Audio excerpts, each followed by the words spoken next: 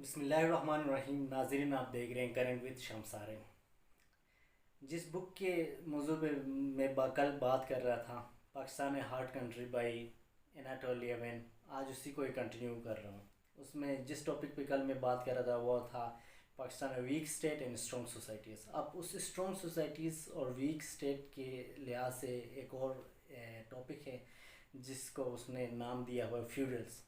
فیوڈلز وہی جاگیردار. اکثر ہمیں سننے کو آ رہا ہے بہت بار کہ ہمارے ملک میں جاگیردارانہ نظام جو ہے یہ پاکستان کی راہ میں، ترقی کی راہ میں رکاوٹ ہے، یا پھر کہا جاتا ہے کہ فیوڈلز کا جو ہے نا بہت زیادہ اثر رسوخ ہے ہر جگہ پہ. اس لحاظ سے وہ کہتا ہے کہ جس طرح ہم سن کے آ رہے ہیں ایکچوئل ریئلٹی اس سے کچھ مختلف ہے. بہت سارے فیوڈلز لینڈ لارڈس ایسے ہیں کہ انہوں نے جائیدادیں بنائے ہیں، اور کہتا ہے کہ ان کی جائیدادیں بنانے کا ایک ذریعہ یہ بھی ہے کہ انہوں نے بہت زیادہ کامیابی سے کرپشن کیے ہیں. اسٹل وہ بتا رہا ہے کہ پاکستان کی جو مین خرابی ہے وہ فیوڈلز وغیرہ ان سب نظام سے بڑھ کر کرپشن ہے، اور پاکستان کے اداروں میں جو کرپشن ہے وہ سب سے بڑی ناکامی ہے. پھر اس کے بعد کہتا ہے کہ یہ فیوڈلزم کیوں اس طرح پھیلی ہے کہ لوگوں نے اس طرح زمینیں بنا کے اپنے ہاتھ میں پاور لینے کی کوشش کرتے ہیں.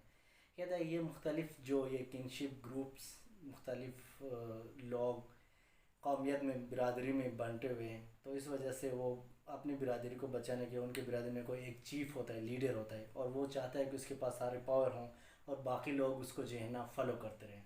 اور باقی لوگوں کو بھی عادت پڑ گئی ہے، اپنے ان کا سردار ہوتا ہے یا لیڈر یا جو کچھ بھی ہوتے ہے اس کو فالو کرنے کا، وہ چودھری ہے، نواب ہے یا پھر کوئی اور ہے. اس لحاظ سے وہ کہتے ہیں کہ سندھ میں نے ایک شخص سے بات کی فیوڈل سے، تو اس کا بھی یہ کہنا تھا کہ ہمیں اس طرح جاگیرداری نظام کو رکھنا ہے، ہمارے ایک قسم کی مجبوری ہے. کیونکہ اگر آپ نے اپنے دشمن کو یا مقابلہ کرنا ہے یا اور حالات سے آپ نے مقابلہ کرنا ہے، تو اس کے لیے آپ نے اس طرح لوگوں کو اپنے ساتھ ملا کے تیار رکھنا ہوتا ہے. اور یہ لوگ آپ کے اس طرح فالوورس ہوتے ہیں کہ وہ آپ کے لیے جان بھی دینے کو تیار ہوتے ہیں. تو پھر اس کے بعد اگر آپ پاور میں ہیں، رول کر رہے ہیں یا نہیں کر رہے ہیں، وہ اتنا میٹر نہیں کرتے. لیکن البتہ ہاں، ان لوگوں کو اپنے ساتھ ملا کے رکھنے سے آپ کو ایک طاقت ملتی ہے. اس طرح پاکستان میں یہ فیوڈلزم سسٹم کو ختم کرنے کے لیے ایوب خان نے بھی کوشش کی تھی. پھر اس کو فالو کرتے ہوئے 1970s میں ذوالفقار علی بھٹو نے بھی کوشش کی تھی، لیکن ایکچولی وہ دونوں ایک قسم کا کامیاب نہیں ہو سکے ہیں. کیونکہ ظاہر سی بات ہے، جن کو لے کے اس کو وہ چینج کرنے کی کوشش کر رہے ہیں وہی تو نہیں چاہتے تھے کہ یہ چینجز اس طرح پاکستان میں آئیں. کیونکہ پھر اس کے بعد پاکستانی جو الیکشنز ہیں وغیرہ ساری چیزوں پہ ان فیوڈلز کے فالوورز کا بہت سارا ہاتھ ہوتا ہے. ظاہر سی بات ہے، پاپولیشن ان کے ساتھ ہوتی ہے، پھر وہی الیکٹیبلس ہیں، اور یہ الیکٹیبلس لوگ ہی ہیں جو پاکستانی سیاست کو رن کرتے ہیں.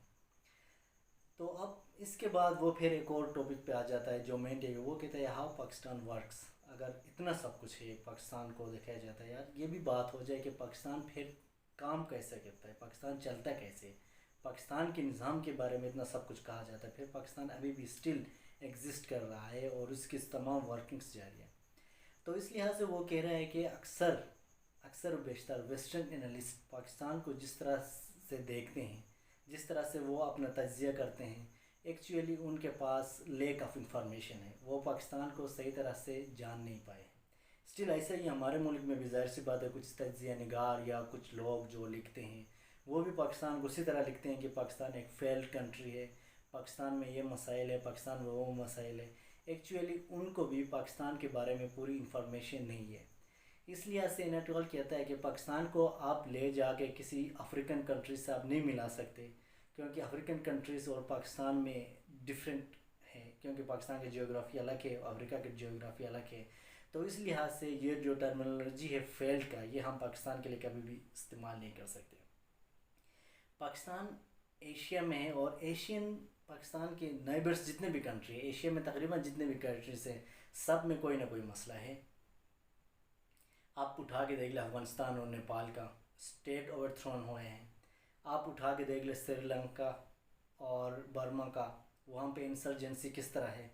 اور ایون وہ یہ بھی کہہ رہا ہے کہ شاید سری لنکا اور برما ایسے جگہوں پہ انسرجنسی باغیوں نے اتنے زیادہ قتل و غارت کیے ہیں، اتنے زیادہ انہوں نے ملک میں خوف و ہراس پھیلائے ہیں جتنے طالبان نے پاکستان میں نہیں پھیلائے ہوں گے. اس کے بعد وہ آ رہا ہے کہ پاکستان میں ہم بات کرتے ہیں تو ان تمام چیزوں کی کہ بہت سارے ٹریٹریز کچھ طالبان وغیرہ کے انڈر کنٹرول میں رہی ہے، تو پھر وہ کہہ رہے ہیں کہ انڈیا میں شاید پاکستان سے زیادہ ایریا باغیوں کے انڈر کنٹرول میں ہے۔ 2009 میں منموہن سنگھ خود بتا رہے ہیں کہ انڈیا کو پہلے سے کئی زیادہ ابھی خطرہ ہے ان باغیوں سے۔ اسٹل پر انڈیا میں ایسے جگہ ہیں جہاں پہ انڈیا ڈائریکٹلی رول نہیں کرتا ہے، جو کہ ایسے باغیوں کے ہاتھ میں ہے۔ تو اس لحاظ سے پاکستان کو ایک فیل اسٹیٹ کہنا یہ ایک غیر مناسب ہوگا، یہ کہنا ہے اس رائٹر کا۔ پھر اس کے بعد وہ کہتے ہیں کہ اگر پاکستان کو آپ اس نظر سے دیکھتے ہیں تو ایشین کنٹریز کو، تو آپ نے اس کے نیبرنگ کنٹریز میں دیکھتے ہوں گے بہت سارے ایسے مسائل ہیں جو اگر پاکستان میں ایگزسٹ کرتے ہیں تو وہ نیبرنگ کنٹریز میں بھی ایگزسٹ کرتے ہیں۔ البتہ ہاں پاکستان میں یہ ہے کہ ادر دین آرم فورسز، جو آرمی کے انسٹیٹیوشن، اس کے علاوہ دوسری جو ادارے ہیں ان میں کنفیوژن ہے۔ کنفیوژن اس لیے ہے کہ وہاں پہ ڈسپلن اتنا خاص نہیں ہے۔ کرپشن کے بارے میں وہ بار بار کہتا ہے کرپشن بہت زیادہ انتہا ہے پاکستان میں۔ تو اس کے بعد یہ پاکستان کی تمام اداروں میں کنفیوژن ہے، صرف آرم فورسز میں کنفیوژن اس لیے نہیں ہے، اور آرم فورس دوسری اداروں سے اس لیے مضبوط ہے کیونکہ وہاں پہ ایک ڈسپلن ہے، اور ایک وہی ہے کہ وہ اپنے معیار کو گرنے نہیں دیتے ہیں، اپنے معیار کو لے کے وہ ساتھ چلتے ہیں۔ باقی ادارے خود میں ڈسپلن کو اسی طرح مینٹین رکھ کے نہیں جا سکتے ہیں۔ تو اس کے بعد یہ تمام چیزیں وہ بتایا کہ پاکستان میں چلنے کے لیے یہ چیزیں ہیں کہ پاکستان کو آپ نے پہلے انڈرسٹینڈ کرنا ہوگا۔ پھر وہ کہتے ہیں کہ پاکستان کے اوپر جس نے بھی لکھنے کی کوشش کی ہے اس نے اسی حد تک جا کے تحقیق کرنے کی کوشش نہیں کی ہے۔ شاید ہو سکتا ہے وہ ایک ایریا میں رہ کے اسی ایریا کو اپنے مائنڈ میں بنا کے کچھ لوگوں سے مل کے ان کو لے کے اس نے پورے پاکستان کو جو ہے نا پورٹریٹ کرنا شروع کر دیا کہ شاید پوری پاکستان ایسی نہیں ہے۔ ایسا نہیں ہے، ایکچولی ہم لکھنے میں غلطی اس لیے کرتے ہیں کیونکہ ہم پوری طرح سے ڈیپ روٹ جا کے ہم لوگ آپ انفارمیشن نہیں لیتے ہیں، اور یہ لیک آف انفارمیشن ہی ہے جس کی وجہ سے آج ویسٹرن کنٹریز میں یا کچھ انالسٹ کی نظر میں پاکستان جس طرح ہے ایکچولی ریئلٹی میں پاکستان اسی طرح نہیں ہے۔ اس لیے پاکستان کو کہتا ہے کہ ہارڈ کنٹری بہت کمپلیکس ہے پاکستان۔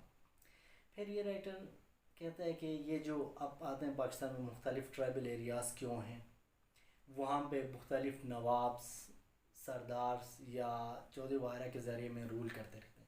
کہتے ہیں یہ کوئی نئی بات نہیں ہے، جب برٹش انڈیا تھا تب بھی جو ہے، جب برٹش راج والے تھے، برٹش امپائرز، اس نے بھی انہی لوگوں کے ذریعے ان ایریاز پہ اس نے جو ہے نا ان لوگوں کو کنٹرول کرنے کی کوشش کی۔ اس کی وجہ کیا ہے؟ وجہ یہ ہے کہ ہمارے یہاں ٹرائبل ایریاز میں اپنے جو بڑے لیڈر ہوتے ہیں ان کو بڑا محترم مانا جاتا ہے، اور ان لیڈرز کے پیروکار ہوئے ہیں ہم لوگ۔ کیونکہ پاکستان کے ٹرائبل ایریاز کو اٹھا کے آپ کہیں بھی جا کے دیکھ لیں، ہم لوگ سٹل اسی نظام کو لے کے چلتے ہیں کہ جو ہمارے بڑے کہتے ہیں ہم اسی کے پیچھے چلے جاتے ہیں۔ تو اس وجہ سے اگر ان کے جو سردار ہیں یا پھر نواب ہیں یا پھر ان کے جو بھی ہیں جو ان کو لیڈ کرتا ہے، اس سوسائٹی کا جو ایک بڑا لیڈر ہے، اگر گورنمنٹ کچھ ایسا کر دیتا ہے جو ان کو پسند نہیں آتا ہے تو پھر ظاہر سی بات ہے وہ اپنے لوگوں کو لے کے اٹھ کھڑا ہوتا ہے آپ کے ملک کے خلاف۔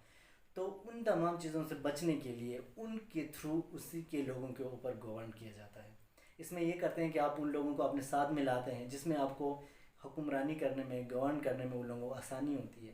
اس کی مین وجہ یہ ہے کہ ظاہر سی بات ہے وہ لوگ جو ہیں نیچے لوگ وہ ان کو فالو کرتے ہیں، وہ ان کو فالو اس حد تک کرتے ہیں کہ وہ ان کے لیے جان دینے کو بھی تیار ہوتے ہیں۔ اور یہی وجہ ہے کہ آپ دیکھ رہے ہوں گے کہ اکبر بگٹی نے جو بلوچستان میں کیے تھے، یا پھر دوسرے ایسے لوگ جو اٹھ کھڑے ہوتے ہیں اپنے ساتھ فالوورس ملا کے اسٹیٹ کو تھریٹ کرنے کی کوشش کرتے ہیں، وجہ یہی ہے کہ ان کے ساتھ لوگ ہیں جن کے بیک پہ جن کے سپورٹ کو لے کے وہ اٹھ کھڑا ہوتے ہیں۔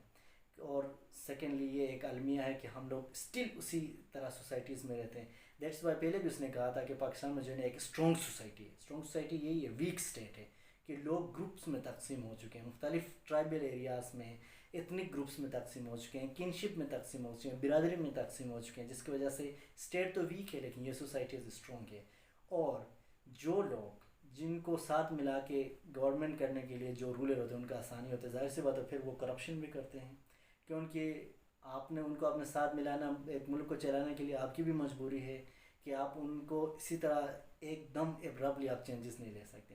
ہاں البتہ چینجز لانے کے لیے ایک ہی طریقہ ہے کہ آپ گریجولی چینج لائیں، آہستہ آہستہ کر کے لوگوں کو ایجوکیٹ کریں، ایجوکیٹ کر کے لوگوں کو مائنڈ کو پہلے بنائیں، پھر جا کے یہ چینجز پاسبل ہیں۔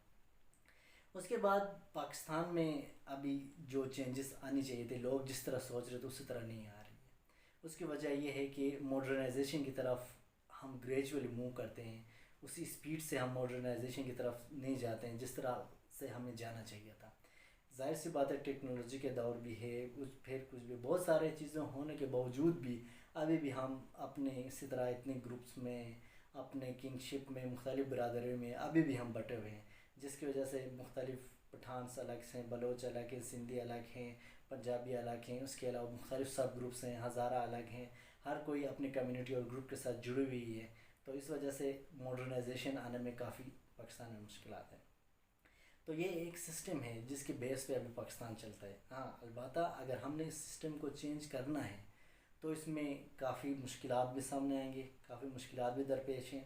ہم نے لوگوں کو ایجوکیٹ کرنا ہوگا، لوگوں کو ایجوکیٹ کر کے ایسے سسٹم سے پہلے ان کو نکال کے ایک یونٹی ان میں لانی ہوگی کہ اوور آل وہ for the betterment of Pakistan سوچیں گے، not only for the betterment of their own groups, their own برادری یا دیئر اون کنگشپ۔ تو اس لحاظ سے وہ کہتا ہے کہ پاکستان اس طرح کام کرتا ہے، ان گروپس کے تھرو، ان لیڈرز کے تھرو کام کرتا ہے، جو کہ کافی کمپلیکس ہے۔ تو اس وجہ سے پاکستان کو انڈرسٹینڈ کرنے میں لوگوں کے پاس لیک آف انفارمیشن ہے۔